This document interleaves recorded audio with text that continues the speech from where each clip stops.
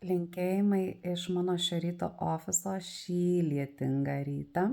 Buvau truputėlį pasiilgus ir lietaus, ir to galėjimo neskubėti, nes vasarą atrodo norisi susirinkti visas tas patirtis ir viską, ką jinai duoda. Ir tokią trumpą mintį apie augimą. Kartais ateina laikas žmogui augti. Kažkas lygtais kviečia jį neapčiuopiamo ir neapsakomo. Tas jausmas, kad kažkas yra daugiau ne tik tai, ką aš gyvenu šiuo metu. Ir man tas jausmas nutiko prieš gerus 10 metų, o gal nuo vaikų atsiradimo, nuo vaikų gimimo mūsų šeimoje, kur labai stipriai mane kvietė, toks vidinis kvietimas buvo. Ir aš čia truputėlį ir apie santykius noriu pasakyti. Gyvenimas kaime. Kai vieną pradeda kviesti ir jisai pradeda eiti tuo paieškų keliu, gal sakyčiau, nes kas yra sąmoningumas ir dvasingumas, galima daug čia diskutuoti ir gal ne visai reikia, bet kai žmonės pradeda ieškoti, tai kas yra daugiau, nes aš padariau viską, ką man sakė, kad padaryti, kad būčiau laimingas, bet ta laimė kažkur lygtais kabo šone.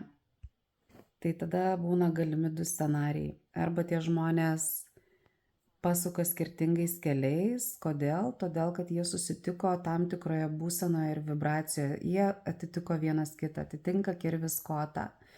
Ir kai vienas pradeda labai stipriai keistis, tai tada arba jų keliai išsiskiria, todėl kad jau vibracija šeimoje nebeatitinka vienas kito, arba abudu pradeda keistis. Ir kitas prisijungia, matydamas pozityvius kito žmogaus pokyčius ir naudą. Tai aš tai visiems noriu palinkėti augimo poroje kartu. Tai nereiškia, kad turite daryti tuos pačius dalykus ir sekti tais pačiais mokytojais ar idėjomis, ar filosofijomis, ar net mintimis, bet tiesiog, kad nelikti toj pačioje vietoje. Bet labai svarbu rasti tą savo kelią individualų ir tas vietas, kur susitinkat. Tai mano nuomonė yra labai labai svarbu moterims būti su moterimis, o vyrams būti su vyrais. Ir tikrai neužtenka kartą į mėnesį ar kartą į pusę metų ar kartą į metus kažką tokio padaryti, nes tai bus tik laikina transformacija, tik laikinas energetinis pasikeitimas. Ta reikėtų daryti nuosekliai. Ir tuo tarpu aš noriu jūs pakviesti jūs tai moteris, pakviesti į stovyklą.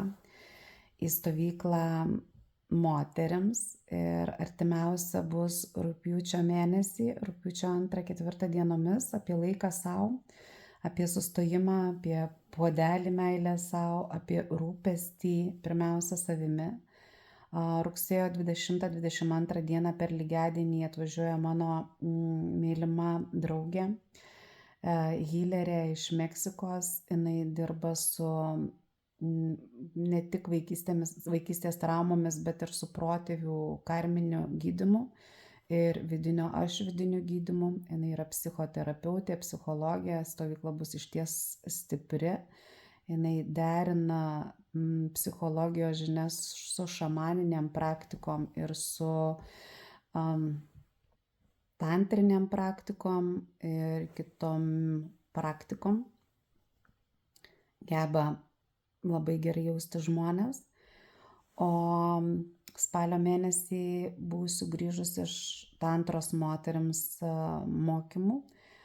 Pirmą kartą darysiu taip jau oficialiai tantros stovyklą. Tai reiškia, kad aš naudoju tantrinės praktikas, tantrinę filosofiją, kai dalinuosi, bet tai bus pirma mano tantrinė stovykla, kurią oficialiai pavadinau, nes šito žodžio truputėlį vengiau, tol kol